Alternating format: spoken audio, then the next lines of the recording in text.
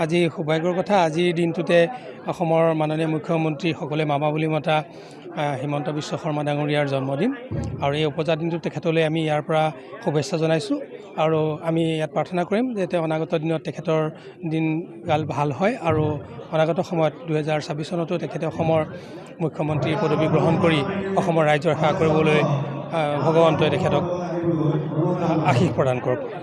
মণ্ডিত ভৰালী নামঘৰৰ 40 সংখ্যক মাঘী পূৰ্ণিমা উৎসৱ আজি অসমৰ বিভিন্ন প্ৰান্তৰ পৰা ভকত বৈষ্ণৱ এই ভৰালী নামঘৰলৈ আহিছে।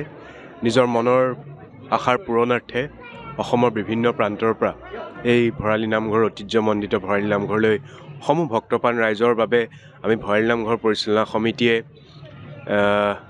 মাহ প্ৰসাদ ভোগৰ ব্যৱস্থা কৰিছোঁ আৰু কিছু সময়ৰ পিছতেই আমাৰ নাম প্ৰসংগ আৰম্ভ হ'ব আৰু নাম প্ৰসংগৰ জৰিয়তে দেৱবাদ্য পতাকা উত্তোলন সমূহ কাৰ্যসূচীৰে আজি দিনজোৰা কাৰ্যসূচীৰে এই ভক্তিৰসৰ সকলো বিলীন হ'ব। এই বৈকুণ্ঠপুৰীত আজি পৰিণত হ'ব এই ভৰালী নামঘৰ। গতিকে সমূহ ভক্তপ্ৰাণ ৰাইজৰ যাতে মনৰ আশা পূৰণ হওক, সকলো ভালে থাকক আৰু ঐতিহ্যমণ্ডিত ভৰালী নামঘৰৰ এই পবিত্ৰ জেগাৰ পৰাই আমি সকলোলৈকে প্ৰণিপাত জনাইছোঁ আৰু শুভকামনা জনাইছোঁ যাতে তেওঁলোক সকলো ভালে কুশলে থাকিব পাৰে। আমাৰ তুলসী খুঁটা ভাগ যিসকল আমাৰ ভৰালী নামঘৰ প্ৰতিষ্ঠা কালৰ পৰা যিসকল ব্যক্তি আছিলে তেখেতসকলক সপোনত দেখাইছিলে যেতিয়া বিভিন্ন সময়ত সেই কলঙ দি সেই তুলসী খুঁটাৰ তেওঁলোকে কোনোবা এখিনিত আমাৰ গাঁওখনত বহু বেমাৰ আজাৰৰ সৃষ্টি হৈছিলে।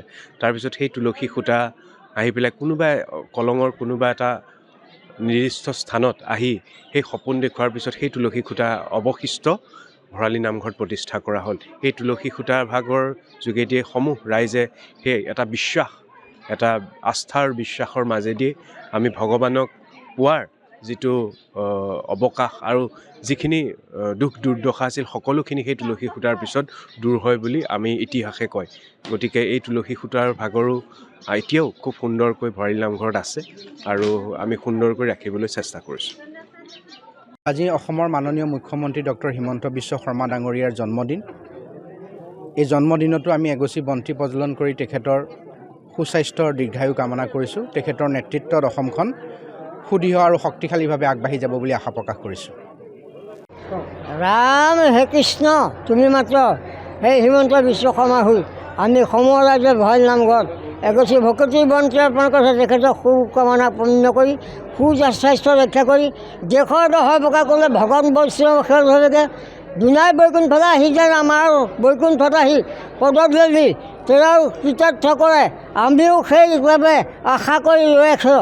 গতিকে প্ৰভুৰ ওচৰত আমি সকলোৰে হৈ আমি দেশৰ দহৰ প্ৰকাশ কৰিবৰ কাৰণে তেখেতৰ হৈ আমি ভগৱন্তৰ ওচৰতে একাশী আশীৰ্বাদ প্ৰণাম কৰি শৰণাগত হৈছোঁ।